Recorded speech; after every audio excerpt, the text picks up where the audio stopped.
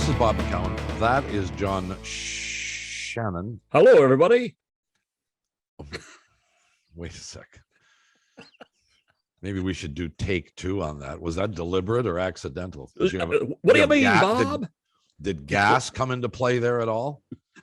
No. Hey, how you doing, everybody? Welcome to the ballpark. Thank you very much. Some days you just have to laugh, Bob. Some days you laugh. Not at, but with. Well, some days it's at. Oh, yeah. Okay. Kevin Weekes is going to join us. Former Target, now broadcaster. Big star.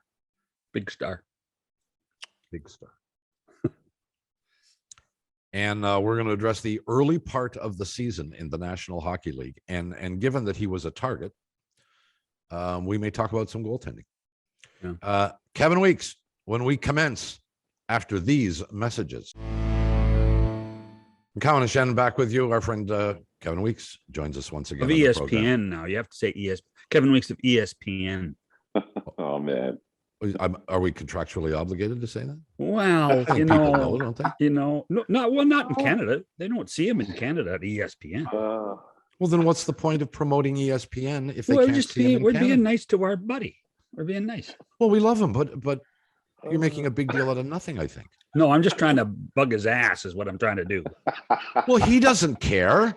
Well, do you give a flying fadoo whether we mention ESPN or not?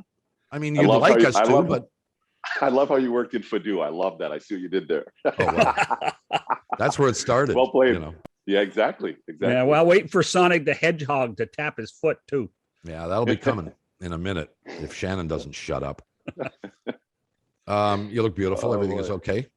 Thank you. Yeah, morning, guys. Yeah, everything is great. No complaints. Had a lot of fun out there in Vegas and back home in Jersey.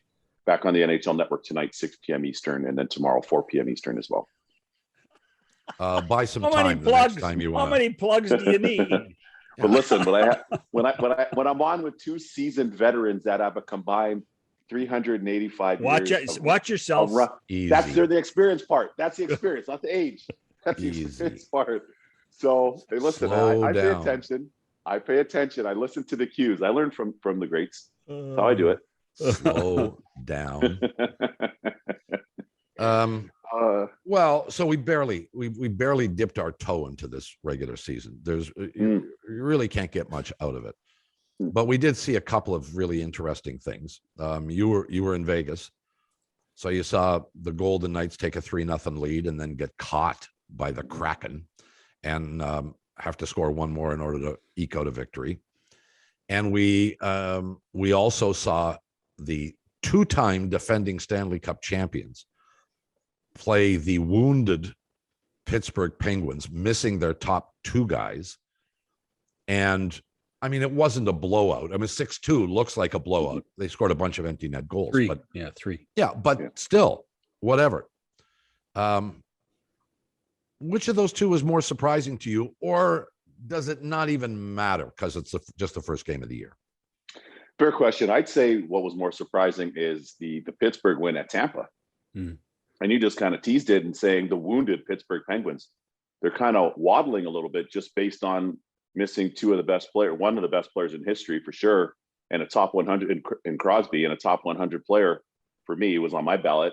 And Evgeny Malkin, two future Hall of Famers. I mean, that's crazy, right? But you go on the road to Amalie Arena, and you're going into the teeth of it, and you're thinking, okay, Tampa, defending Stanley Cup champs, they're on home ice. The building's packed. It's down there in Florida. The atmosphere is great. And everybody forgot to give the Pittsburgh Penguins that memo. And I got to credit Mike Sullivan and Todd Reardon, their assistant coach, and the rest of the staff. They had them dialed in. They had them on the we against the world, us against the world mentality. Everybody in the world's watching this. It's a season opener. The NHL's back on ESPN. Tampa's in their barn. Everybody's here. Celebrities in the building. And they're raising the banner to the rafters. And the Pittsburgh Penguins were so well prepared for that game. Reason being, they didn't chase it. They weren't loose. They weren't sloppy. I thought their energy was great. And they played with a lot of composure, if I could say, especially with a lot of the new pieces. But somebody we got to give a lot of credit to, and I really thought this was a brilliant move by them last year, Jeff Carter.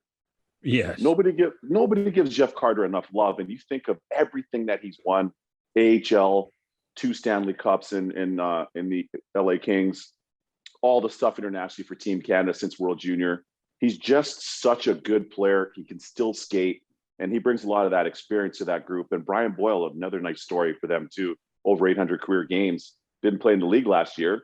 Played in the World Championships for Team USA, and comes all the way back. So I was really impressed with their game at Tampa. No question about it. Kevin, the one thing I think that is always going to be a question mark, and Bob and I've touched on this on lots of shows on every team, is goaltending.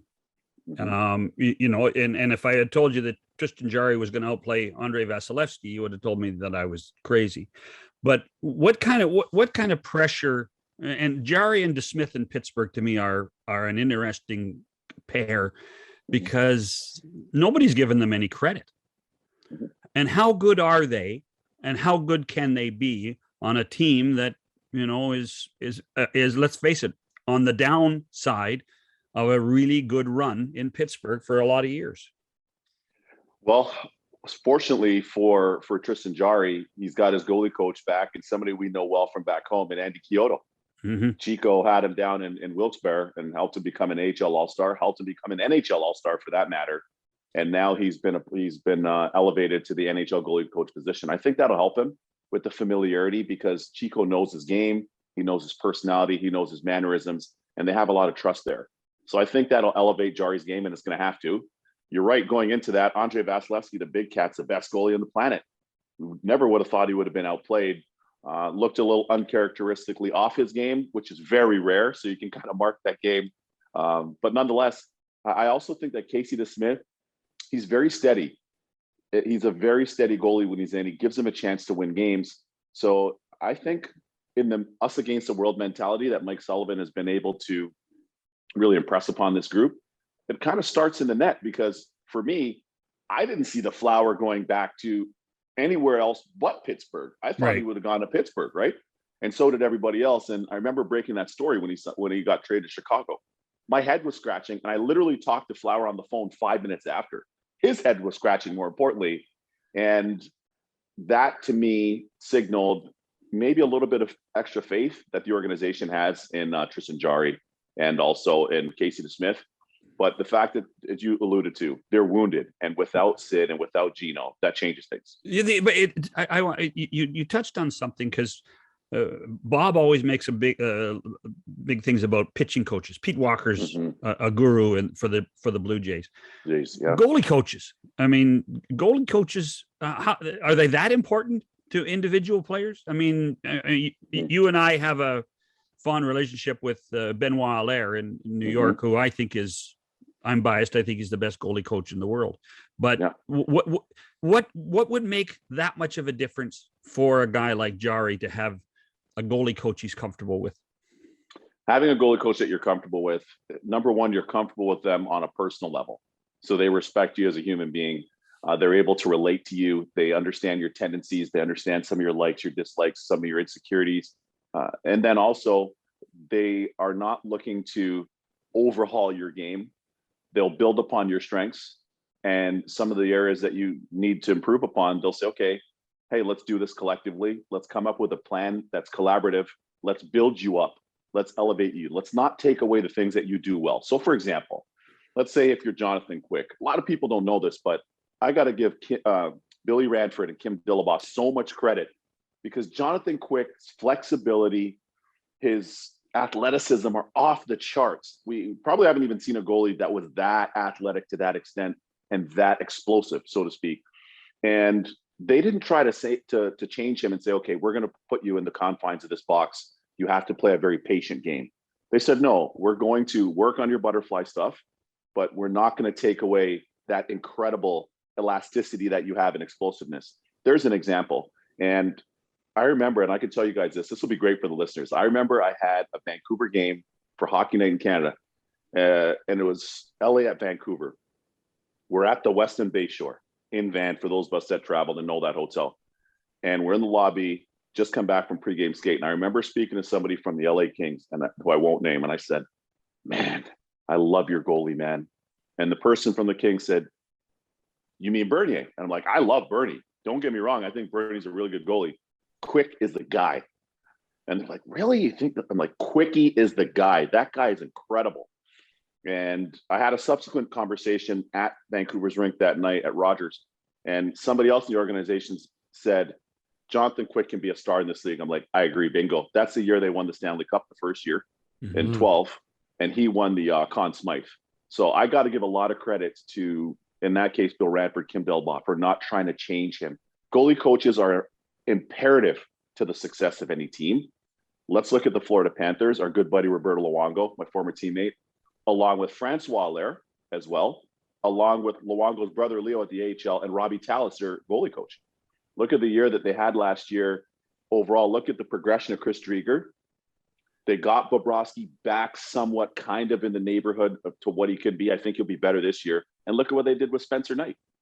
So all things being equal, a good goalie coach is imperative to any elite girls or boys team at any level. I think it takes the goalie's game to a completely different level. Since we're on this goaltender bandwagon here. I thought you were going to say love fest. I saw. Well, there's some of that. Okay. Sure. Look, I was a target a long time ago too, so I do get it, and I subscribe to it. But I'm intrigued with your perspective on this, Weeks. There are really two kinds of goaltenders in the game today. There's the guy who just is physically gifted and athletic and allows himself to be that way, and that is his strength. And then there's the guy who's had all the coaching, who knows all the angles, who is generally a big body, who is blocking shots more than reacting to shots, and is technically sound. Which is better? If you were, and I know it's a dumb question, really, because because I don't think you could take a technical goaltender and make him more athletic, and you should never take an athletic goaltender and try and make him, turn him into a technical goaltender. It's the combo guys that are the combo guys are their best, but the guys combo. Yeah, well, you're spot on there. Okay, so talk to me about that. Yeah, no, I'm with the Godfather on that. I like the combo guys because when you have the consistency of being technically sound, there's repeated save selections, meaning there's a consistency to how you're processing the game and the save selections that you go to. When you're technically sound, you don't necessarily need to chase it. You have the value of being positionally, consistent and aware in your positioning, and you understand the relativity between the puck to shooter and your positioning and the appropriate save that's called for that shot. What I like about the athletic element is then the way these players snap the puck around. Are you kidding me? You see Kucherov over to Stamkos, up to Hedman, back to Braden Point. You got to be able to move across the crease. You got to be able to move. And it wasn't that long ago. I remember, early to mid 90s. And then when our generation was coming in, then some people were like, oh, you guys are too dynamic. Because everybody used to look at, say, Kirk McLean, who was so good and so smooth and so technical. They looked at John Van Beesbrook, the same thing, and so patient, those types of goalies. But Ed Belfour became a combo guy at that time, right? And Eddie the Eagle, he became a combo guy, which I thought was brilliant. Patrick Waugh became more of a combo guy. Well, Marty's the greatest combo guy. Marty's the greatest combo guy of all time. Right? Yeah. So you had those three guys that, oh, by the way, three of the greatest that ever played. Oh, by the way, they had the consistency and they continued to evolve their games, right? Yeah. So we then saw that down at the other end playing against them. We're like, oh, okay. So this is what we have to do. Here's how we have to evolve. So all that to say, if you look at guys now, to your question, Bobcat, look at a guy like Andrei Vasilevsky. Okay, first game aside, opening night a couple nights back, but look at the consistency that he has. His positioning is always on point. He's an excellent skater. He can get from A to B. So when he gets there, he can be a lot more controlled, be patient if he has to be. And if he's called upon to do something Gumby-like and really athletic, he can do that too. And Connor Hellebuck is almost the reverse, where Connor Hellebuck is more statuesque, right? And you see him, he's such a big man. And you see him, and Wade Flaherty's done such a good job with him this way in terms of the consistency and using his size and his presence and patience. But he also has improved his butterfly technique as well.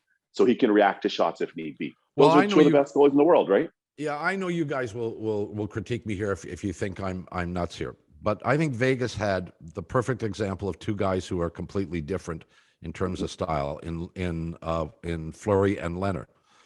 And I know there were other factors here. I still think they might have let the wrong guy go, but are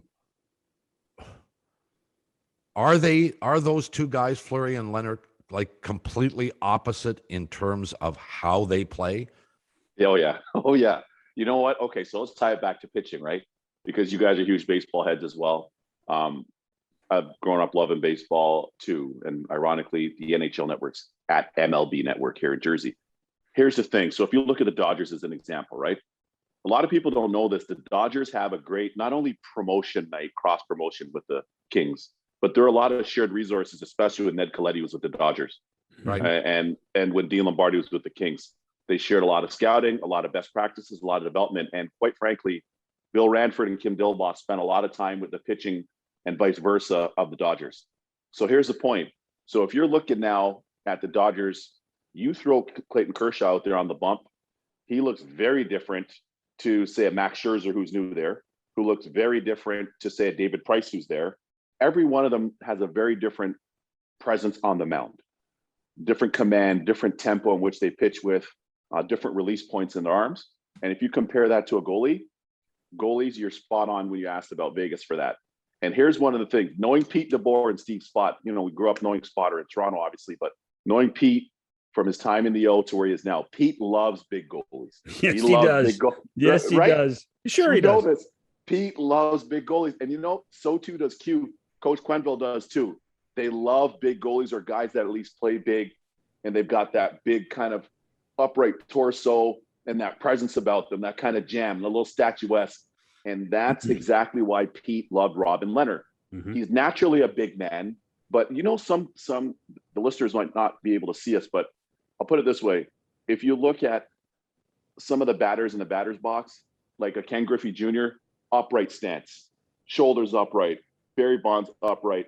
And then you see some that are a little crouchier, maybe a little more knee bend, and they might look a little smaller to the pitcher. So it's the same thing in hockey. Marc-Andre Fleury plays to his size at 6'2", but he's a lot more dynamic. He's more reactive. He's more agile, and he's a lot more athletic, let's say. Whereas for Robin Leonard, yes, exactly. Where for Robin Leonard, he's a little bit more reserved. He's a huge man. He plays deeper in the blue paint, which Pete seems to prefer. That's always been Pete's MO. By the way, Robin, it has been with Quenville's. By the way, Robin isn't as huge as he was last year. No, he's to his credit. Yeah, to his credit. Well, he needed to. Really he really needed to. See, the fascination about those two guys, between Leonard and Fleury, is I don't think we understand and what a great athlete Leonard is. Very true. Because he is so big. Mm-hmm. I remember him in Sault Ste. Marie. Same. Yeah. And he was a tall, lanky kid. Yeah. Yeah, and what's happened now is that he hasn't grown up; he's grown out. Right. and for his frame to manage all that weight, which is one of the reasons, let's face it, why he has had a few injury issues. For his body to manage that weight, he should probably be 235 or 240. He was 20 to 25 pounds heavier than that at times last year. No question. And playing all those games too. And playing all the games. Yeah. We don't give him credit for being a great athlete. We just think he's a scientific goalie, but he is a great athlete underneath all that. He totally is. And I remember when he came, because Henrik Lundqvist used to tell me about him. And Hank, right? Yeah, Hank used to say, Weeksy, wait till you see this kid, man. My old goalie coach in Sweden, his son, he's 13, but he comes on the ice in Sweden. I've watched him. I've seen him up close. This kid's going to play in the league. He was telling me that when Leonard was 13, 14 years old. Henrik was. So Leonard's dad, pardon me, is like a top level martial artist, like guru. And he used to train Henrik Lundqvist on and off as a kid in Sweden. So I was looking for Leonard to come down the pipeline. I kept looking for him. And then, I have an affinity for Ottawa, being the fact that I played junior there my last year at the 67s. I always kind of keep my eye there. I've got buddies that still live there and stuff. And in watching Leonard when he came in, he was the fittest guy in Senators camp as like an 18-year-old. Like he blew away a lot of the testing stuff. He was in impeccable shape. And you're right, a tall, slender, but really super powerful frame. He went to Sault Ste. Marie, was already a man. He was physically a man in that league. Mm-hmm. And then keep in mind, he went to the American League too, down in Binghamton, the Right. AHL team, and won the AHL Calder Cup and the playoff MVP too. So you're right. I don't think a lot of people give him enough credit for how athletic he actually is. That's very true. So we've talked about baseball. I'm going to ask you another question about another sport, and that's golf. The mentality of a golfer. If you hit a bad shot, and again, Bob can relate to this. If you hit a bad shot, what do you mean by that? I've seen, but you have when you hit the bad shot, you have to make sure that you don't worry about it. Yes. That you don't worry about it, that they clear it. How important is it for a goalie to learn not to worry about the one that just went by and clear that mechanism to get ready for the rest of the game? Everything. And who does it better? Who does it better in the league? Does anybody do it as well as anybody else in the league right now? I would say Vasilevsky for sure. Vasilevsky is exceptional with that because what's crazy is you have the dichotomy between the fact that he's almost perfect and he doesn't let in bad goals very often. And then the odd time, that he'll let in a stinker by any standard, but of course by his standard, he's able to just kind of reset that and bounce on to the next shot. And that is such a good point you make. And the reason being, for a lot of the listeners that are out there, young girls and boys that play the position, or parents or coaches who are listening, it's always stop the next one. It's always stop the next one. And even the stinky one on the scoreboard, for morale, it might count a little bit more, but the stinky one that gets by, it only counts as one. Yeah. Right. It only counts as one. And I got to tell you, Marty, when I play with Marty was great that way. Roder, as in, he was great that way. Big. Okay. Yeah. All right. It's okay, boys. That's on me. It's okay, boys. And that's so disarming. And it's disarming to your teammates externally, but it's also disarming to yourself because you're not allowing yourself to stew in it in the moment. Mm-hmm. Because as soon as a goal goes in, and I've seen this literally playing like minor hockey back home as a kid, especially if you let in a stinker, your own teammates are chirping about you on the bench. Sure they are. They're chirping. Their eyes are rolling. Your coach's eyes are rolling. Your teammates' parents in Chestwood Arena or at St. Mike's Arena, their eyes are rolling. And then the opposing teams are licking their fingers. They're like, all right, you know what? We got to them there. We got them. Okay, no problem. Let's come down and shoot the next one right away. And you even see it in practice. I'm glad you asked this question because in practice, you let in a stinker. I'm telling you, even at the NHL level, the guys in the corner in the shooting drill, they're mocking you. You need your glasses. You need your reading glasses. Like, put the contacts in, weak seat, like whatever, like the contact lenses. And even they get fired up for it because they sense that you're vulnerable at that point. So if you have the ability to slough this off, and I remember the great Billy Smith was my goalie coach coming up in Florida Panthers. And he would always tell me, don't give them anything. Don't give them nothing. Don't give them anything. F them. Don't give them anything. Don't show them anything. F them. And he was telling me this once they drafted me at 18. And that really stuck with me. So that's a great question. And it's so critical for any goalie at any level. And listen, you know this. Did you ever see Billy play? He was the exact opposite. If he let a bad goal in, he let the world know that he had let a bad goal in. Did. And don't get close to me. Exactly. That was the irony. Man, he was so funny, but at the same time, really instrumental in my development at that point, because there's some of the things that he did in his game, as you were saying, which were completely opposite. Yeah. But he knew the way the world had grown, which both of you were such a big part of, with coverage, with cameras, with mics, which all this other stuff. It certainly was very different based on, that time, mid to early 90s as it progressed than it would have been in his time. You just, I'm going to go off on a tangent here. One quick Billy Smith story. One quick Billy Smith story. So 1 year in the 4-year swoon that I'm producing Hockey Night and the Islanders win the cups. And John Ziegler's the president of the league, and he presents Billy Smith with the Conn Smythe Trophy. And he says, congratulations, Billy, on winning the Conn Smythe Trophy in 1983. And he says, well, thank you, Mr. President. I should have won it last year. So that's him. Is him. That's Billy. As soon as you said Billy Smith, that's the first thing I thought of. Let me tag this. Let me tag that story, which was amazing, by the way, because that totally encapsulates his mentality. So Bobcat, check this out. We're up in Owen Sound, okay? This is my second year because I get drafted my rookie year. So my second year in junior, my sophomore year, if you want to call it that. So it's Jamie Storr and I. You've become American honest. You've become American honest. Sophomore year. Give me a break. I'm a hybrid. Give me a break. Give me a break. So Bobcat's done the reverse, right? He's done the reverse. I know exactly what you're talking about. I use that all the time. And Canadians sometimes they go, what? Yeah. So at this point, it's Storzy and I. There's some really good goalies across the country in CHL Major Junior, but it's kind of a unique thing. You have this Japanese/Hungarian goalie who's a high pick. You have this Caribbean, Barbadian, Canadian goalie as well who's a high pick, and we're playing together.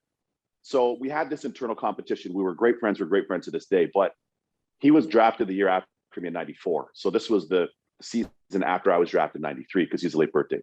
All this to say, so Billy Smith would come to Owen Sound.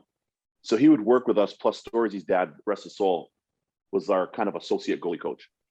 So Storzy's dad, Mr. Storr, would have his puck machine. You remember these, Godfather, the old school Boney, the puck machines, right?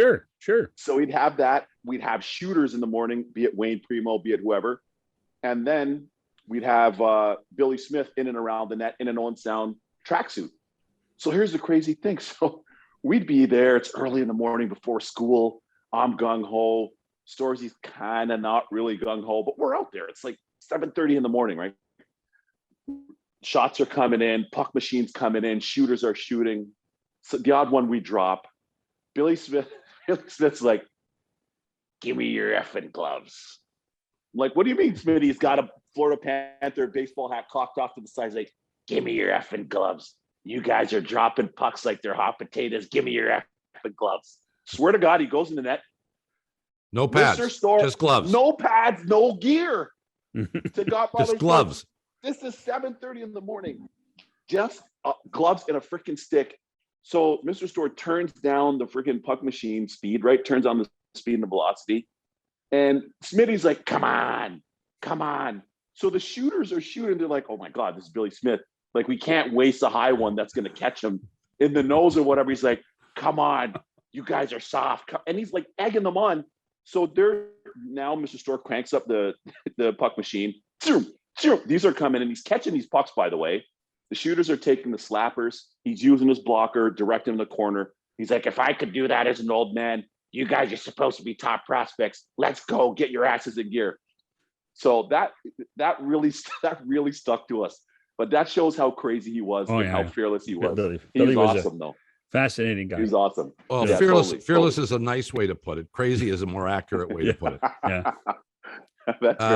We got to take a break. Kevin Weekes is with us. We'll come back after these messages. It's McCowan, it's Shannon, and it's Kevin Weekes from ESPN.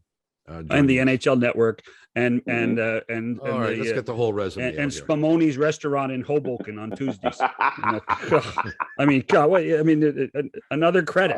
Just another credit.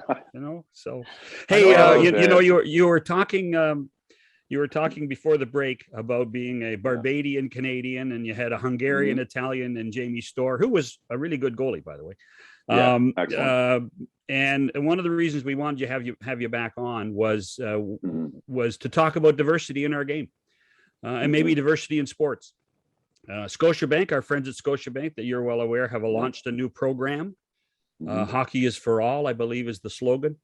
And this is following on, a despicable act that we saw in the Ukrainian Hockey League a couple of weeks back. We've seen homophobic slurs in soccer games in Mexico. And it's easy for me. I'm a white senior citizen. I don't understand it. Can you explain it to me? Is there Sure. and what what can we do, and how should we be doing it?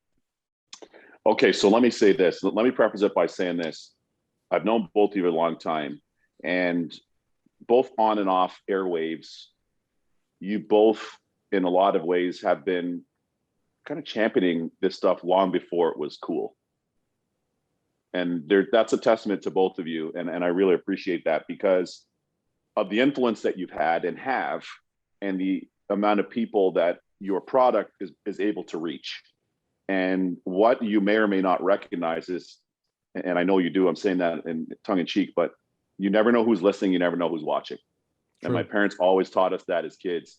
And at any time, either one of you and both of you really, and whatever you were doing, you were cognizant of that because you knew that, let's say Bobcat, in your case, you're doing your thing on the Fan 590. I can't tell you how many people, how many times as a kid growing up, my dad's listening to the Fan, we're listening to the Fan, my uncle's listening to the Fan, my cousin listening to the Fan.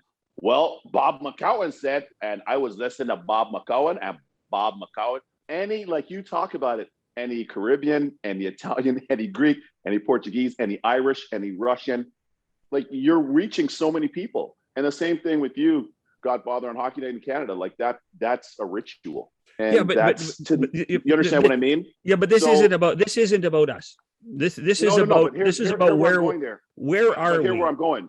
But here where I'm going to that point. The sport and sports in general are collective tissue. So you don't know who's on the other end of watching it. It's a Punjabi family. Like I said, it's an Irish family. You don't know who's watching and listening. And the impact that has on them/us makes us feel included in that experience. Yeah. And we feel like we're a part of that experience and it becomes a part of the fabric, right? So whether my dad's playing cricket back in Barbados, but he's now watching Hockey Night in Canada long before I'm on it, or he's listening to the Fan, that's a shared experience. It's a shared life experience. So now, point being, from that point up until now, that hasn't changed. But what has changed is there's more people that are asking the questions that you just asked. And there's more people that are at least open-minded to listening and trying to learn exactly the way you were. And that goes a long way. And I feel this, here's why it's so important. Think about think about the Jays winning in 92, 93, okay?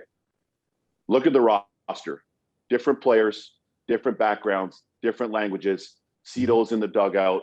And you think about what that meant to how many Canadians.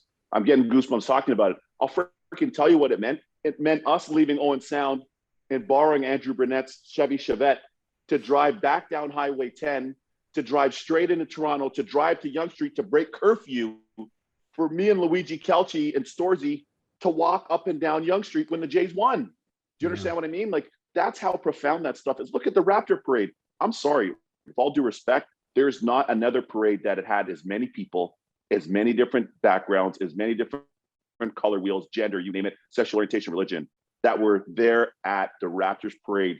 2 million people. If you've been to Caravana, you know Caravana parade is jammed, north of 1 million people. That was double for the Raptors.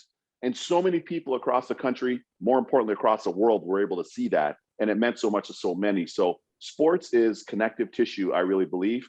And it's transcendent. It's one of the things that's transcendent. Music is transcendent. It can be transcendent. Art, food, culture, sports is in one of those unique things. And it's so important to recognize that any girl, boy, person should have the opportunity to go to a ball diamond, to go to a gym, to go to an arena, feel good about themselves, their parents being Scottish and having an accent, their parents being from Newfoundland, Russian, Jewish, whatever the case may be, and feel like their whole selves and feel safe in there. That's as a fan, as a player, as a family member, as a personnel member, whatever the case may be. That's imperative. And I'm going to take it back to you, Godfather, and I always tell this story. I remember being at the GM meetings in Boca Raton early in my TV career. And I remember you saying this, Weeksy, I think you're better off being in the States to help grow the game. Yeah. It's important for our game. Hockey needs you there. I think there's a great opportunity for the sport. And that was one thing that resonated with me. And as hard as that was to hear, as somebody who was raised in Canada and have my parents and enjoy my family there, it was exactly what I needed to hear. And I couldn't be any more appreciative of the fact that you saw that and you felt that way and you were spot on then. That's why I'm telling you, you both were way ahead of this curve before it became topical.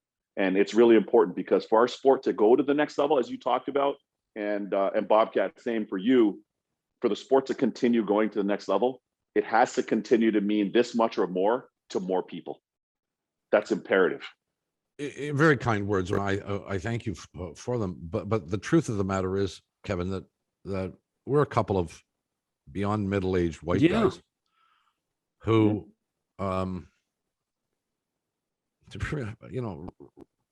we recognize the problems in not just racism, but all forms of homophobia. discrimination. Yeah. Yeah, of course. All forms of discrimination. Yeah. And are abhorred by it, and speak to it when we have the opportunity. But for us to look at where we are today and analyze the gains that may have been made it's sort of absurd, because we're on the outside looking in. We can't really assess that, or we cannot assess that in the way that someone like yourself can. So as we sit here right now in October of 2021, how much different is life for you as a Black athlete than it was 10 years ago, let's say? No, fair question. I would say the fact that it's at least being discussed puts it at least 20% different, because before it was so taboo to where you couldn't even mention it. And anytime you mentioned it, and if you didn't mention it to open-minded people, it was just like snuffed out. Like the fire brigade would come and just extinguish the flame, so to speak. So you didn't even have really very much space for the conversation, let alone acknowledging that transgression, right? In addition to that, now, the fact that you have a platform to discuss it and more people are open to discussing it, you can then add that maybe another 10, 15% bump. But where the challenge lies is you have a lot of people still that are of the mindset that that's just a card somebody's playing, or that's just somebody being quote unquote sensitive, or whatever the case may be.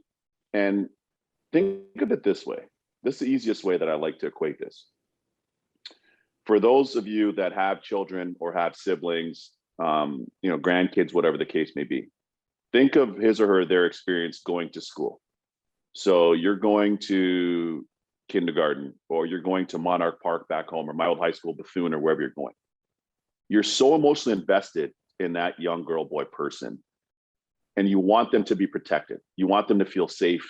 You don't want them to be bullied, not teased the odd time and joked around, because kids are kids, but you don't want them to come home in tears, ever. Of course.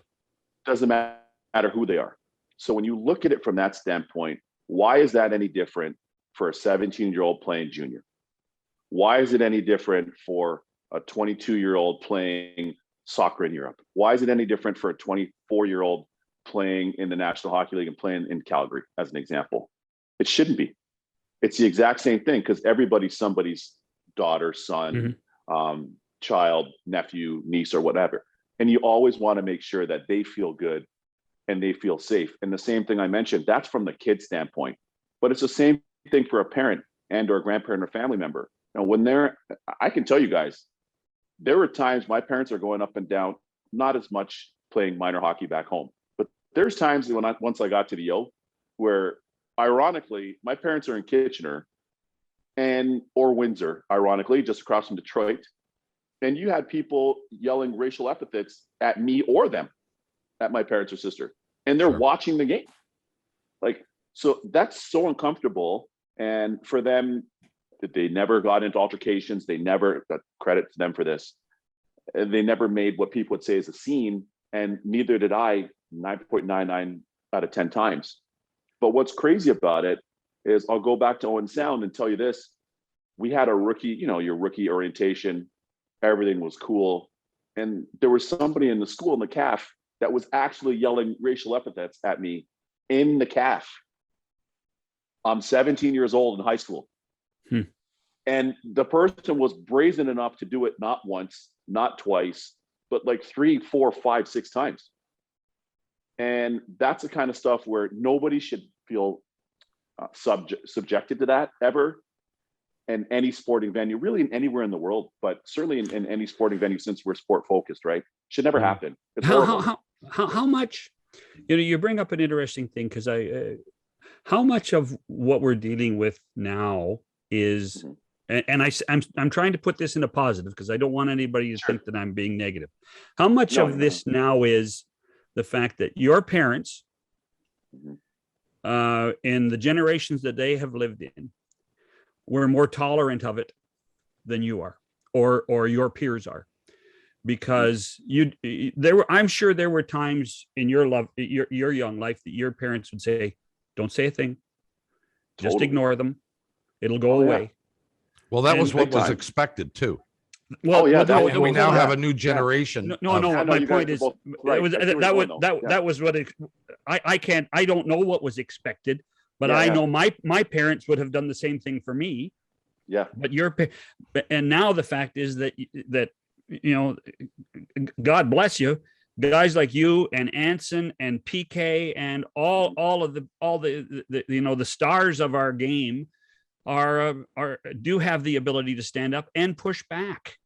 Pushing back is important. Pushing back is so important. It's so important because I've had instances, and this is why I actually love both edges of what you guys were just saying. And the reason being is, number one, having the ability to push back and stand up for yourself. Heaven forbid you have somebody come and throw cow manure on your plate and tell you it's a steak, and they're laughing at you and they're forcing you to eat it, and you don't eat it. Heaven forbid you don't do that. Well, that's not a steak. You know what I mean? It's cow manure. And the hard part is, if you were to say that, then you're doing the unexpected, quote unquote, because now you're saying, well, this is not a ribeye. It's not a sirloin. What are we doing? You got this from the pasture. This is stupid. What happened here? And if you were to say that, you'd be like, have an attitude, let's say, right? They'd characterize that, or just the perpetrator say they think they're high and mighty, or he's a donkey, or she's a donkey. How dare they say whatever? So you're almost marginalized to the point to not only not saying anything, but also having it happen and not being able to say anything, which is even more disempowering, right? And I've even had that, like, in personal situations where, in different personal relationships along the way, where people would do things and, okay, you say, hey, that's not cool, or hey, that's disrespectful, or hey, let's not go down that road again, or hey, don't do that. And finally, after how many times of you saying this, they keep needling and keep trying that. And finally, you're like, hey, listen, stop the F, like, this isn't happening anymore. And then the narrative shifts on you, like, oh, he's aggressive. Oh, he's angry. Oh, they're whatever. So that's kind of that slippery slope where that's concerned. Right. And it sucks. It really sucks because you're so disempowered in having to take it, but then not say anything about it. The point now where we are today and where I feel it's changed is at least you can acknowledge that, and knowing that you're the one that's subjected to that, at least you can acknowledge that and say something about it, and say something about it in different ways. And I think that's really important. That's really important. It's like the game. Think about the game. This is what people don't understand. I'm going into the corner, right? You know how they have the stop signs on the jerseys and stuff for the kids back home, youth hockey. When you see the stop sign, let up, ease up, maybe guide them in the boards, don't jam them. So my back's to the play. I'm in behind their net, fishing this puck out to get it to my D-man in the corner. All of a sudden, the opposing player comes and cross-checks me face first in the back.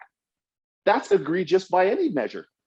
You know what I mean? And that's a punishable offense, if at the very least a penalty. So why is this any different? Like, if you're in the lunchroom, or if you're on the bench, or if you're playing, or if you're in an office or a restaurant, whatever environment you're in, that should never be able to happen. And I also think too, something that would serve as a real good deterrent is strong punishable behavior.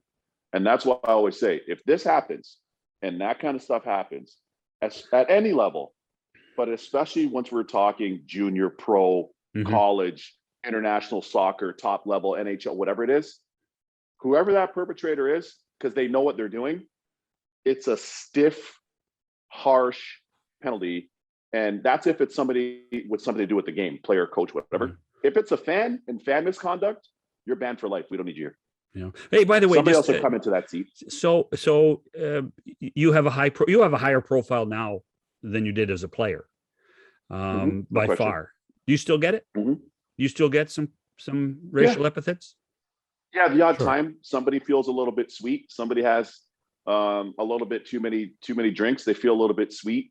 they're outside, where if our set's outside at Stanley Cup or Winter Classic, All-Star, any one of those things, any of the events, so to speak, you'll find the odd person that feels a little bit sweet and that tries to say something that's idiotic.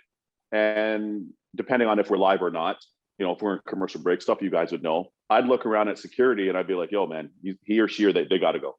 Like, they got to go. Can't happen. Like, just can't be happening. And that's where I say it's really incumbent upon the people that are around too. Like, especially if you have security officials or off-duty police officers and such, they've got to stand up and say, you're gone. That's it. Get their ID, get their name. Can't come back to this venue. That's it. You got a lifetime ban. Can't happen. Because people also know what they're doing when they're cunning that way too. Sometimes people are very cunning. You know what I mean? And it's kind of calculated. Well, he can't say anything now because he's in a suit and he's on the air. Or he can't say anything because him and I are dating. And if he says something, I could say that he's mean, or I could say that she's bad, or whatever the case may be. I could try to ruin their reputation. And I've seen all those stories myself before. So I think it's interesting how at venues, the odd time people will do that still to this day. I remember we had Stanley Cup final in Pittsburgh, of all places, which rich history with the Steelers, rich history, obviously, with the Pirates back in the day. And certainly, obviously, with Mario and Sid and Ronnie Francis and everybody that's played there. I couldn't believe that in Pittsburgh. I was like, really? It was Rupert, myself, Jameson on the set. And I heard that and I'm like, what? How is this even a thing? Like, and at times too, people then are using that not only to gaslight, but also looking to kind of tweak you to where let's get into a fight type thing. Kind of instigating as well as gaslighting, which I think it's just abhorrent. It's horrible behavior, I really think. Yeah. And it doesn't matter who the person is, you know, it doesn't matter who and I'll tell you this one too, which the listeners will find interesting. So in your case, Godfather, you're from the West but obviously you're global, but you're from the West and you come East and you live East now.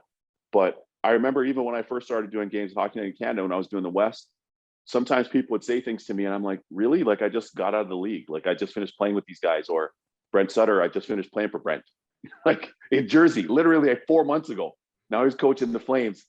And it's like, well, what does he know? He doesn't know anything about the West. What is he doing out here? Blah, blah, blah. He's an Eastern guy, blah, blah, blah. I don't know. I'm an NHL guy. That's what I know. I played in the league a long time. I know the league like the back of my hand. I know the people in it and I know the game. So I'm here to serve the game. And I'll tell you what's interesting though, is all of a sudden, my now fiance and I, we get together. She's from Calgary/Whitehorse. All of a sudden, by the way, Whitehorse is not a suburb of Calgary. By the way, just no, exactly. No. It's not a suburb of anything. Yeah, no. So here's what's crazy. Her mom's born in Indiana, ironically, Fort Wayne specifically. I played in Fort Wayne, so this is crazy, right? But as it stands, her mom's side of the family moved from Indiana up to Whitehorse, up to Alaska, excuse me, then BC, then Whitehorse. So a lot of families there, and a lot of them are in and around Alberta. Cool. So all of a sudden now, her and I start dating, and things get more serious and whatever. So anytime I'm out west, I walk on water now because I've got my unofficial Western passport. So it's awesome. But it's funny. It's funny just to see how people can kind of change, right? Sure, and that's what's so encouraging about that too, is we've seen so many people change that way, and people are changing, which I think is amazing. That's really we needed to change quicker. That's all. We just needed to change quicker. I hate to do this, but we got to get out of here. Where time is our enemy here. Where are you guys going? You're done already? Yeah, because the show's on Sirius XM now. We have a time restriction. We're a big radio network. We're a big radio network show, about baby. Time. Congrats, boys. Yeah, no, congrats. Shannon's lying, and congratulations are either unnecessary or premature at the very least. But Weeks, we love you, Chicky baby, love you guys and too, man. Stay good, stay healthy, and we'll bug you down the road, okay? No bug. You guys know anytime. Let's do part 3, 4, 5 to 10. I'm here. Thanks, Kevin. Appreciate you guys, man.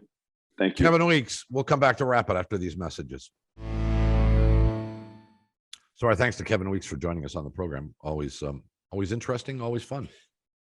Yeah, and You'd be more convincing than that. Well, yeah. No, the thing is that, you know, as much as we have fun and laugh and tell stories with Kevin, there's, you know, what goes on in our sport, in hockey. I say our sport, but in hockey, when it comes and when it comes to public displays of discrimination and racism, I just don't understand it. I don't. Well, none of us do. No, that's not true. That's not true. Lots of people do understand it. Well, but they're racist pigs, and the unfortunate part about all of this, and I've tried to take this position for a long period of time, is that it is nearly impossible to change people's minds on things as fundamental as racism. Racism is not a casual thing. It is a fundamental thing. And what we have to do is we have to be cognizant of the generations to come. And racism can be overcome over an awful long period of time by teaching our kids to be inclusive and not racist. But your success rate with people who have that inherently in them is going to be minimal. And as long as you understand that, you know, we just continue to progress, we hope. Yeah. I mean, it's funny. I think my son and daughter's generations, I think they're much better at it than we are. Well, that's my point, John. Yeah, I think they are. I hope they are. Teach your kids. Teach your kids. Yeah. I mean, and we now have a society where people are surrounded by kids of other races. And it becomes natural to them. You know, I'm going to say this. Kevin Weekes is just a man. He's not a black man. He's just a man. And I think that we got to get to that point. Well, because I don't describe you as a white man. Slowly but surely, I think we're getting there. We got to get out of here. We're over time. We thank you for watching or listening. We'll see you next week. Bye, everybody.